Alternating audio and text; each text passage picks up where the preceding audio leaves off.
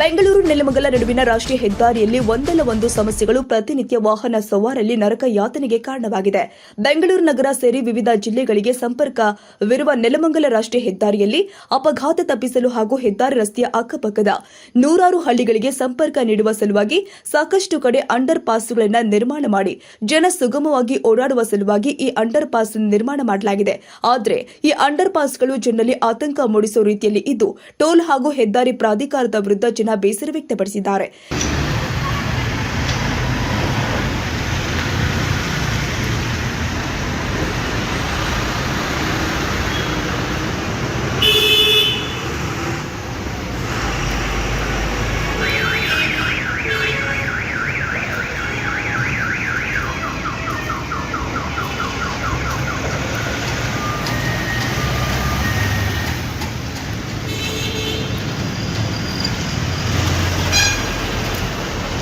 ಇನ್ನು ಈ ಅಂಡರ್ ಪಾಸ್ಗಳಲ್ಲಿ ಮಳೆಯ ನೀರು ನುಗ್ಗಿ ಸಂಪೂರ್ಣವಾಗಿ ಕಸದಿಂದ ತುಂಬಿ ಓಡಾಡಲು ಆಗದ ಪರಿಸ್ಥಿತಿ ನಿರ್ಮಾಣವಾಗಿದೆ.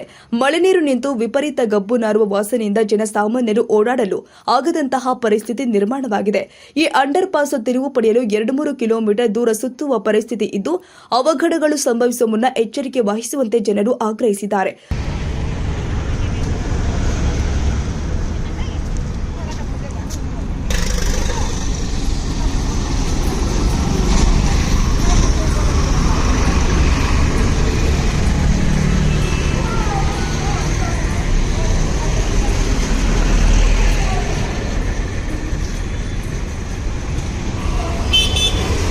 ಒಟ್ಟಾರೆ ವಾಹನ ಸವಾರರಿಂದ ಟೋಲ್ ಹಣ ಸಂಗ್ರಹಿಸುವ ನೆಲಮಂಗಲ ಬೆಂಗಳೂರು ರಾಷ್ಟ್ರೀಯ ಹೆದ್ದಾರಿಯಲ್ಲಿ ನಾನಾ ಸಮಸ್ಯೆಯನ್ನ ಜನ ಎದುರಿಸುವಂತಾಗಿದ್ದು ರಾಷ್ಟ್ರೀಯ ಹೆದ್ದಾರಿ ಪ್ರಾಧಿಕಾರದ ಅಧಿಕಾರಿಗಳ ನಿರ್ಲಕ್ಷ್ಯ ಹಾಗೂ ಟೋಲ್ ಕಂಪನಿಗಳ ಉದ್ದಟತನಕ್ಕೆ ಕಾರಣವಾಗಿದ್ದು ಇನ್ನಾದರೂ ಈ ಬಗ್ಗೆ ಕ್ರಮಕ್ಕೆ ಮುಂದಾಗ್ತಾರಾ ಕಾದು ನೋಡಬೇಕಾಗಿದೆ.